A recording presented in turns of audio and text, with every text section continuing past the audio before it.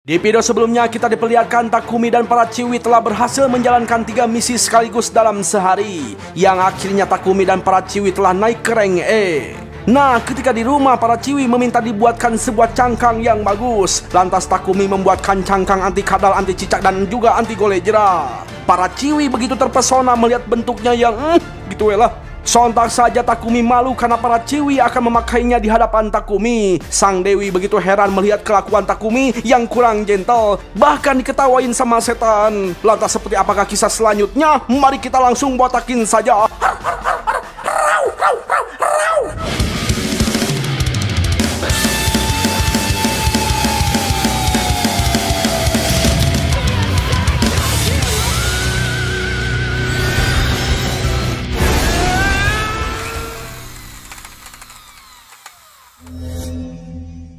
Hari pun terus berlalu, tampaklah Takumi memperlihatkan produk barunya, yaitu sebuah kulkas sihir. Para Chiwi yang melihatnya sangat menyukai kesejukan angin yang keluar dari kulkas. Takumi memberitahukan fungsi kulkas pada mereka. Takumi membuatkan kulkas dengan menggunakan sihir pendingin dan bahan-bahan lainnya yang diracik sedemikian rupa untuk membentuk kulkas. Ya, Maria berterima kasih pada Takumi karena dengan kulkas tersebut Maria dapat memasak dengan bahan-bahan segar yang disimpan dalam kulkas. Lantas Takumi meminta mereka untuk memilih warna yang disukai dan sisanya akan dikirim pada Papek untuk dijual. Terus mereka pilih warna apa, Bang? Warna pink. Kemudian Takumi berencana akan membuat alat perlengkapan berpetualang yang lebih jos. Karena Takumi sadar bahwa ketika melawan musuh goblin yang sebelumnya, Takumi merasa kurang layak dan banyak kekurangannya. Takumi ingin membuat alat petualangannya dengan biji sihir sebab level Takumi sudah meningkat. Takumi pun ingin memperbaharui perlengkapannya dengan bahan mithril dan adamantium.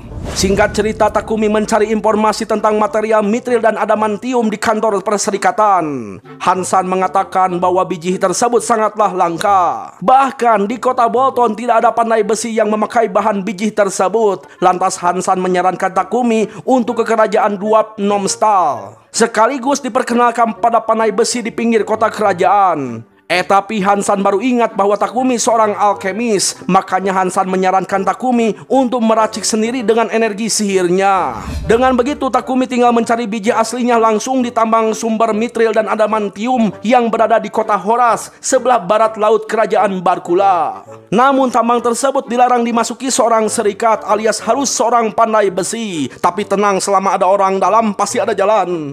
Hansan menyarankan Takumi untuk menjalankan misi berburu monster di dalam tambang. Dengan begitu Takumi dapat menambang sekaligus menjalankan misi. Ibarat sebuah pepatah, sekali dayung 2, 3, 4 Chiwi pulau pasti terlampaui.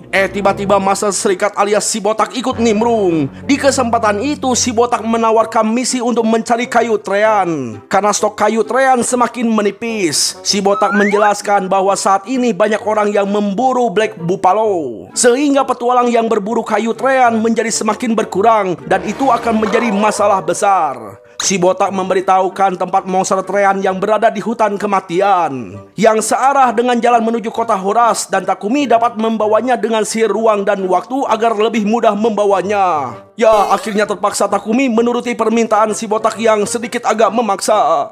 Tiba-tiba si botak malah menambah misi lagi, yaitu mengawal pandai besi menuju kota Horas dengan iming-iming Takumi akan dinaikkan ranknya menjadi rank D dan teman Takumi menjadi rank E.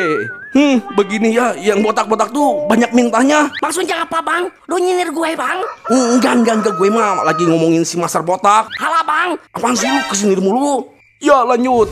Nah, Takumi ragu untuk menjalankan misi tersebut karena dirinya belum pernah melakukan misi pengawalan. Alangkah baiknya si botak menyuruh parti taring singa yang lebih berpengalaman. Namun ternyata parti taring singa sedang menjalankan misi ekspedisi. Akhirnya mau tak mau Takumi harus menyanggupi semua permintaan si Om Botak. Si Om Botak memberitahukan bahwa perjalanan menuju kota Horas akan memakan waktu selama 7 hari jika naik kereta kuda biasa. Dan jika memakai kereta kuda monster, Takumi hanya membutuhkan 4 hari saja.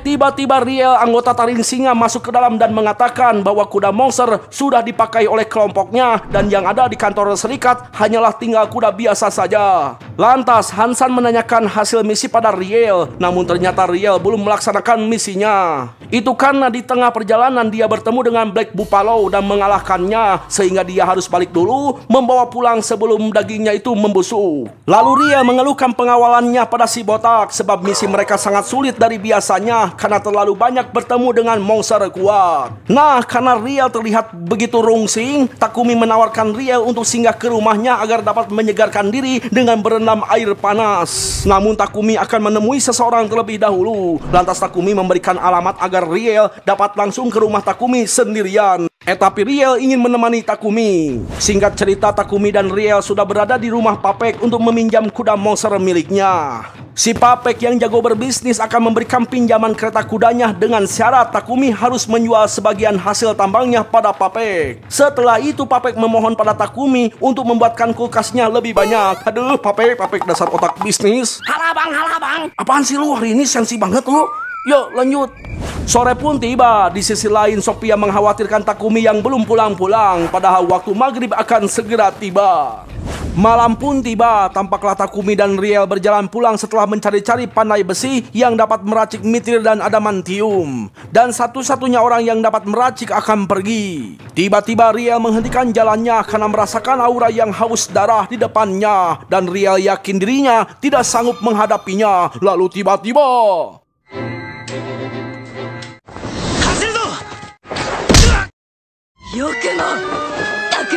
ya, ternyata orang berjubah tersebut adalah Sophia. Lantas dengan lantang Sophia akan membunuh orang yang telah menculik Takumi. Sontak saja Takumi panik menghalangi Sophia dan memberitahukan bahwa Riel adalah teman Takumi. Hingga akhirnya Sophia meminta maaf pada Riel karena telah salah paham.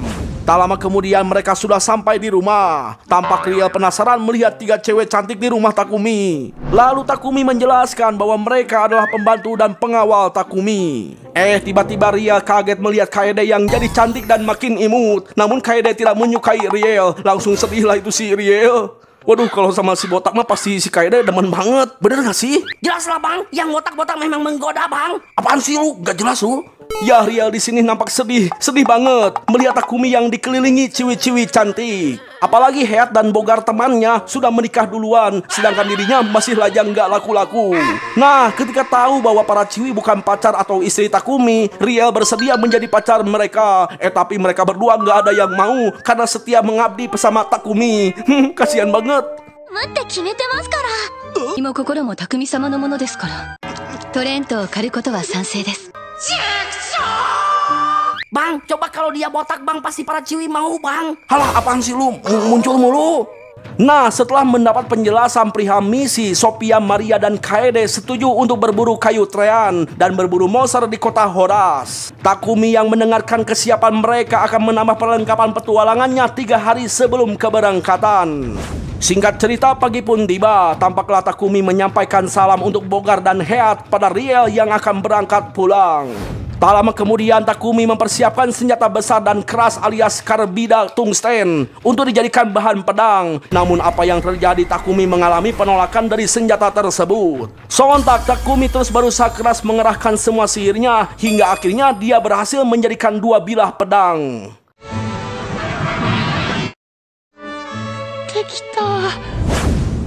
Hari pun terus berlalu. Tampaklah Takumi dan para ciwi berterima kasih pada Mang Papek karena telah meminjamkan kuda monsternya. Takumi pun memperkenalkan diri pada pandai besi yang bernama The Gambo Brewok, orang yang akan dikawalnya menuju kota Horas. Tampak Maria menjadi kusir kereta sebab Maria dulunya pernah merawat monster kuda di tempat Mulan, makanya dia tahu cara mengendalikan kudanya. Di sisi lain, tampaklah si Om Botak mendapatkan laporan dari cabang serikat kota Horas perihal semakin ganasnya monster di hutan kematian. Hansan mengkhawatirkan keberangkatan Takumi sebab monster trean yang berevolusi sangat ganas dan berbahaya.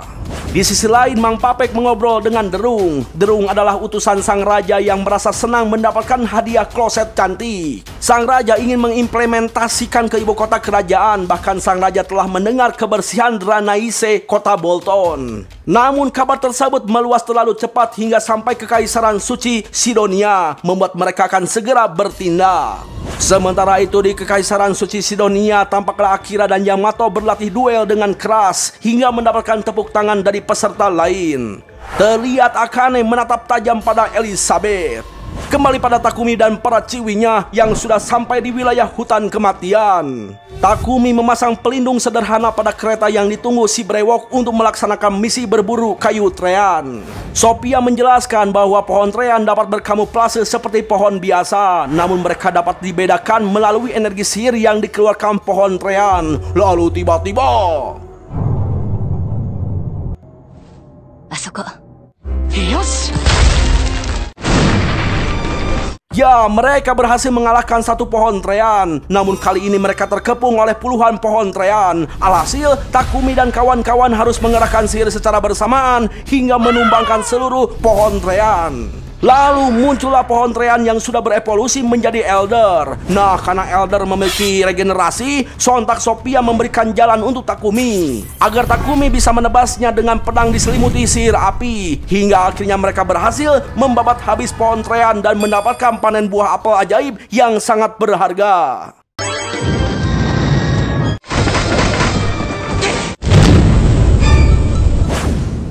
Keesokan harinya, Takumi dan kawan-kawan telah tiba di kota tambang Horas. Mereka melapor pada cabang serikat petualang kota Horas. Di situ Takumi melihat ada misi untuk berburu monster Iron Mole yang suka memakan biji tambang. Takumi mengambil misi tersebut agar dapat masuk ke dalam tambang.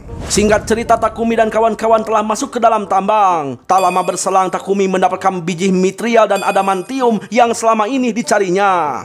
Lalu tiba-tiba muncul sosok monster Iron Mole. Sontak Takumi menggunakan sihir cahaya untuk mengalahkan monster Iron Mole alias tikus tanah. Ya, ternyata Takumi tahu bahwa tikus tanah akan lemah bila melihat cahaya kuat. Jelas para ciwi terheran karena Takumi terlalu ejet untuk mengalahkan monster Iron Mole. Nah, karena mereka terlalu semangat untuk bertarung, mereka tidak merasakan sensasi pertarungan seru seperti melawan pohon trean. Saking semangatnya membuat Maria menangis dan menyesal karena tidak melakukan apa-apa, seperti sedang dikucilkan. Duh, ternyata si Maria doyan banget ya sama gelut-gelutan. Sama kayak aku, Bang. Halah, berisik kok. Ya, akhirnya mereka kembali ke kota Bolton dengan mendapatkan hasil tambang yang banyak. Dan keesokan harinya Takumi mengunjungi bengkel si brewok untuk belajar dasar-dasar cara meracik bahkan menempa bahan mithril dan adamantium. Takumi menggabungkan biji mithril dengan satu empedu salamander, bahkan memasukkan elemen api untuk menempa sebuah pisau. Takumi menghabiskan berhari-hari untuk memadukan dua biji tersebut, karena mengerjakan biji mithril dan adamantium tidak semudah mengerjakan biji sihir biasa. Setelah itu Takumi mengalirkan banyak energi sihir pada batu sihir hingga berubah menjadi warna biru alias menjadi kristal sihir. Lalu Takumi memasukkan elemen sihir sesuai dengan sihir yang Sophia dan Maria pakai. Bahkan Takumi meningkatkan kecepatan pada energi gunturnya hingga Takumi dapat berlari dengan secepat kilat.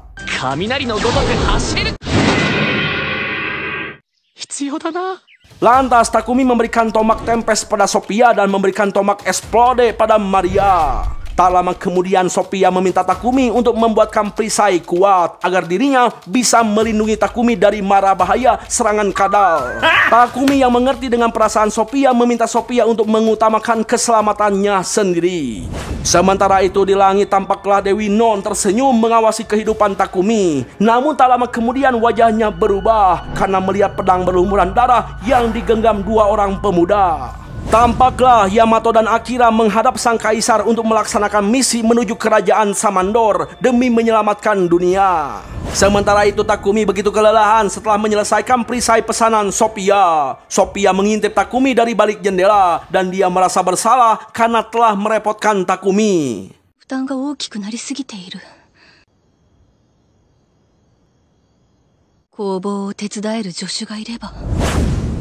Di sisi lain, tampaklah Derung sedang melaporkan perihal Kaisar Sidonia yang mengetahui tentang sihir pemurnian. Dan si Kaisar Sidonia meminta laporan terperinci tentang sihir pemurnian.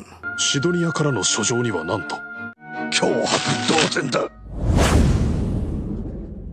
Tak lama kemudian sang raja menerima utusan bernama Kojek dari Kaisar Sidonia yang telah mendengar tentang keberadaan sihir suci di kerajaan Barkula, di mana Kojek menjelaskan bahwa gereja cahaya suci telah meminta permohonan izin pada Paus Kekaisaran Sidonia untuk menyelesaikan masalah sihir suci. Kojek mengklaim bahwa sihir suci adalah anugerah Tuhan untuk gereja cahaya suci. Oleh karena itu sihir suci harus menjadi milik gereja suci. Lantas si Kojek meminta sang raja untuk menyerahkan hasil dari sihir pemurnian dan hak patennya kepada gereja cahaya suci. Kemudian dengan entengnya sang raja menjawab, seandainya itu anugerah Tuhan, maka gereja suci dapat membuat lingkaran sihir pemurnian sendiri. Sontak si Kojek menuduh sang raja telah melindungi orang yang menghina sihir suci. Lebih jelasnya telah membuat toilet menggunakan sihir suci. Si Kojek memerintahkan sang raja untuk menyerahkan orang yang menggunakan sihir suci tersebut pada sang kaisar Sidonia dan mengancam akan menarik semua pendeta gereja cahaya suci yang ada di kerajaan Barkula. Sang raja menolak perintah si Kojek. Lantas dengan tegas sang raja mengatakan bahwa kami sama sekali tidak keberatan jika Paus menarik semua pendeta gereja cahaya suci. Dozo, ikkou ni kamawanai. Waktu pun terus berlalu. Tampaklah Takumi tidak percaya mendengar sang raja telah melindunginya dengan mengusir utusan Kaisar Sidonia dengan kasar. Kemudian Papek menjelaskan bahwa di kerajaan Barkula terdapat agama lain selain gereja suci, yaitu agama pencipta yang menyembah Dewi Non. Lantas apa yang disembah agama gereja suci? Ya, agama gereja suci menyembah Anat yang belum dijelaskan siapa beliau. Kerajaan Barkula menjamin kebebasan beragama, namun perlu diketahui pengikut gereja pencipta sudah ada sejak dulu dan agama tersebut menggunakan sihir suci dengan sukarela. Berbeda dengan gereja cahaya suci yang menarik biaya mahal untuk penggunaan sihir suci dan mereka di-backing oleh kekaisaran suci Sidonia. Tiba-tiba si Papek dengan malu-malu meminta satu permintaan pada Takumi. Ternyata si Papek telah berjanji kepada baginda raja untuk memberikan toilet dan kulkas melalui Marquis Godwin, dan mereka mengundang Takumi untuk bertemu di ibu kota. Setelah itu Takumi memberitahukan pada para Ciwi bahwa dirinya akan memenuhi undangan sang raja ke ibu kota kerajaan. Takumi tidak ingin menolak undangan sang raja yang telah melindunginya dari ancaman kekaisaran suci Sidonia. Nah, karena para Ciwi belum pernah ke ibu kota kerajaan, akhirnya mereka akan ikut bersama Takumi. Lantas Takumi meminta mereka untuk membantu mempersiapkan keperluan, karena perjalanan menuju ibu kota akan memakan waktu selama 1 minggu. Dengan penuh semangat, Maria akan menyiapkan perbekalan bahan bakar untuk perut mereka, biar tidak terjadi salah tri di perjalanan. Sementara Takumi akan membuatkan jubah baru menggunakan kristal sihir elemen kegelapan, di mana jubah tersebut akan menjadi jubah anti deteksi, lebih jelasnya untuk menghindari gangguan dari orang jahat alias kadal. Esok hari pagi pun tiba, terlihat Maria dan Sophia berada di pasar Ciroyom untuk membeli bahan-bahan perbekalan. Tanpa sadar Sophia memuji ketampanan dan kemampuan Takumi, hingga membuat Maria menjadi greget karena melihat tingkah Sophia yang jadi malu-malu kucing. Saking gregetnya si Maria malah membocorkan rahasia penting soal Sophia pada penonton kita semua.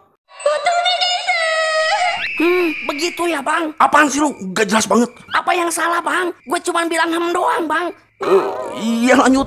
Sementara itu di dalam gereja Takumi berdoa di bawah patung Dewi Non. Lalu tiba-tiba Takumi sudah berada di kahyangan tepat di hadapan Dewi Non. Dewi Non mengetahui bahwa Takumi berdoa meminta keselamatan untuk berangkat ke ibu kota kerajaan. Di kesempatan itu Takumi menanyakan tentang Dewi lain selain Dewi Non. Lebih jelasnya menanyakan siapa Anat. Sang Dewi menjelaskan bahwa di kahyangan tidak ada Dewi lain selain Dewi Dewi Non. Nah, di situ Takumi penasaran menanyakan soal anugerah, karena Takumi merasa Kaisar Sidonia semakin dekat mengejar Takumi. Sang Dewi mengatakan bahwa itu tidak ada hubungannya dengan anugerah yang diberikan, sebab Takumi terpanggil ke dunia Midgar karena panggilan Kaisar Sidonia. Lantas Takumi menanyakan keberadaan pahlawan Sidonia yang seharusnya sekarang sudah terkenal. Sang Dewi pun akhirnya jujur bahwa Sang Dewi telah mengubah waktu saat mengirim Takumi ke kota Bolton, yaitu setahun lebih awal dari pemanggilan para pahlawan. Sang Dewi cuma mengingatkan bahwa Takumi akan bertemu dengan pahlawan 1 bulan lagi. Nah, ketika Takumi terus bertanya, Sang Dewi langsung mengeluarkan Takumi dari kahyangan. Jikan da zo, Iruma. Mada kotae o kiite na. Hagurakasareta kanji da na. Sementara itu di sisi lain tampaklah Akira sedang berlatih dengan seorang pelatih. Tak jauh dari tempat itu Yamato dan Akane menonton dengan raut wajah yang jengkel.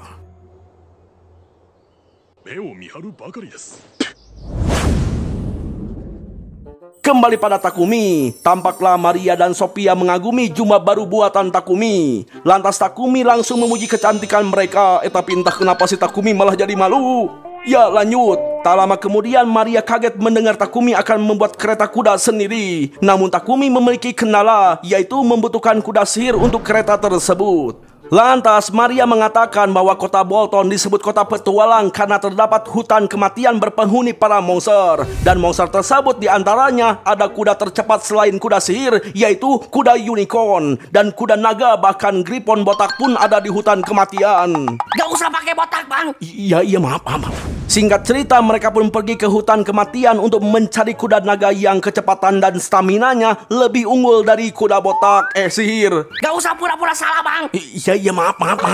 Nah, di sini Sophia menjelaskan bahwa wujud kuda yang dimaksud hampir mirip dengan kuda biasa. Namun bedanya, kuda itu memiliki tanduk dan sisik di tubuhnya seperti naga. Nggak botak. Gak usah bercanda, Bang. Iya maaf. Terlihat Kaede begitu semangat karena akan mendapatkan junior baru. Tiba-tiba muncul monster serigala. Anehnya monster tersebut cuma lewat saja kagak bilang punten. Tersopan eta serigala. Ternyata hal tersebut terjadi akibat efek jubah anti deteksi. Lantas Sophia membuka jubahnya karena dia ingin gelut sama monster. Hitung-hitung latihan supaya jadi tambah kuat gitu ya. Jelaslah Takumi heran karena sebenarnya Takumi sengaja membuat jubah tersebut biar kagak gelut lagi. Dan singkat cerita, Sophia telah menebas monster bagong hingga koid. Maria sangat senang mendapatkan daging untuk dikeringkan sebagai bekal perjalanan nanti. Sementara Kaede terus-terusan merengek untuk cepat berjalan mencari kuda naga. Tiba-tiba Takumi dikejutkan dengan keberadaan pohon trean yang sudah mati. Nah, berhubung Takumi akan membuat kereta, Takumi mengambil material kayu dari pohon trean. Tampaklah Takumi sibuk memotong kayu, sedangkan Maria sibuk menyembelih bagong. Sementara Kaede merasa jengkel dan memutuskan untuk berangkat sendirian mencari kuda naga. Namun anehnya di sekeliling Kaede banyak monster pohon tumbang. Lalu tak lama kemudian Kaede melihat ada seekor kuda naga sedang tergeletak penuh dengan luka di tubuhnya. Lalu ketika Kaede hendak ingin menolongnya dan akan memperkenalkan dengan masternya, Kaede malah langsung diserang oleh si kuda naga. Lantas Kaede memberitahukan bahwa dirinya mempunyai master yang hebat yang akan menyembuhkan semua luka di tubuhnya. Namun tiba-tiba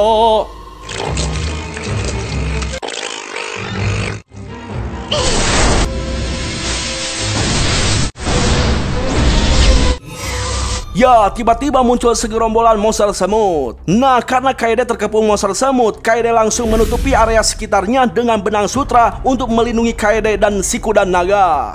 Namun para semut terus menggerogoti sutranya hingga Kaede ketakutan dan terus memanggil Takumi. Sedangkan si kuda naga langsung pingsan karena tidak kuat menahan rasa sakit akibat luka di tubuhnya.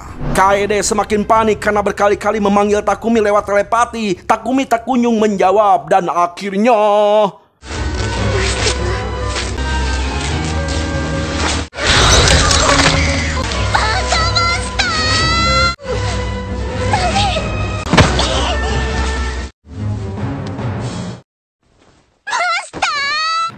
Kaede langsung menangis dan memeluk Takumi karena ketakutan. Kaede menjelaskan bahwa sedari tadi Kaede memanggil-manggil Takumi dan yang lainnya, namun tidak ada yang mendengarkannya. Lantas Sophia menjelaskan bahwa lapisan sutra Kaede telah menghalangi energi sihir. Jadinya Takumi dan kawan-kawan hanya mengikuti jejak Kaede. Tiba-tiba Maria terkejut ketika melihat kuda naga hitam langka yang pingsan karena terluka parah. Lantas Kaede meminta Takumi untuk menyembuhkan si kuda naga yang sejak tadi dia lindungi. Namun sayangnya sihir penyembuhan Takumi ditolak oleh si kuda naga. Ternyata si kuda masih panik alias merasa terancam. Tak lama kemudian Sophia merasakan aura monster ganas di sekitar wilayah tersebut sedang mendekati mereka. Sontak Kaede meminta Takumi untuk tidak meninggalkan si kuda naga karena dia khawatir si kuda akan mati. Takumi pun terpaksa memasukkan si kuda dan Kaede ke dalam kantung dimensi. Lalu tiba-tiba Takumi ambruk dan pingsan karena tubuhnya tidak kuat menahan beban si kuda naga yang berada di kantung sihirnya. Singkat cerita, mereka pun sudah sampai di rumah. Terlihat Sophia dan Maria di samping kasur menunggu Takumi terbangun dari pingsannya. Sophia tahu walaupun tubuh Takumi tertidur, namun tubuhnya masih terbebani oleh Kaede dan kuda naga yang ada di kantong dimensi. Kaede tidak keluar dari kantong dimensi karena belum dipanggil oleh Takumi, dan Kaede sedang menjaga kuda naga agar tidak takut oleh suasana asing. Lantas Sophia memegang tangan Takumi lalu mencium tangannya untuk berkomunikasi dengan Kaede di dalam kantung dimensi. Kaede mendengar panggilan Sophia dan mengikuti instruksi Sophia untuk keluar bersama kuda naga agar Takumi terbangun dari pingsannya. Ya, Sophia berencana akan membeli obat dulu untuk si kuda. Sontak Maria menghentikannya dan menggantikan Sophia untuk membeli obat. Sedangkan Sophia disuruh menjaga Takumi sampai terbangun. Di alam bawah sadar, Takumi merasakan kehangatan dan mendengar panggilan Kaede yang membangunkannya. Dan ketika Takumi terbangun, terlihat Sophia tertidur dengan tangan memegang tangan Takumi. Ternyata kehangatan yang dirasakannya berasal dari tangan Sophia. Lah ini si Maria malah terharu melihat mereka berdua yang begitu mesra. Setelah itu Takumi mengajak keluar untuk menyembuhkan si kuda naga. Tak lama berselang Kaede menceritakan pada si kuda bahwa Takumi akan menolongnya. Nah, agar penyembuhannya lebih efektif, Takumi meminta si kuda untuk menjadi familiarnya. Untungnya si kuda menerimanya. Lantas Takumi menggunakan sihir high heel hingga semua luka si kuda naga sembuh total.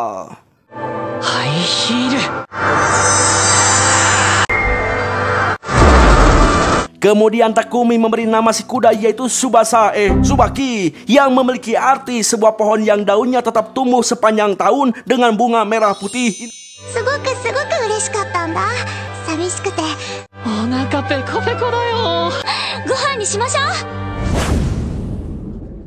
Ya segitu dulu bro ceritanya. Gimana, seru gak ceritanya? Ya seru lah, masa enggak sih? Ya pokoknya kita harus lanjut sampai akhir. Betul tidak? Betul bang, betul Wela. Ya begitulah. Terima kasih telah menonton. Sayonara, goodbye. Ingat jangan lupa bahagia kawan.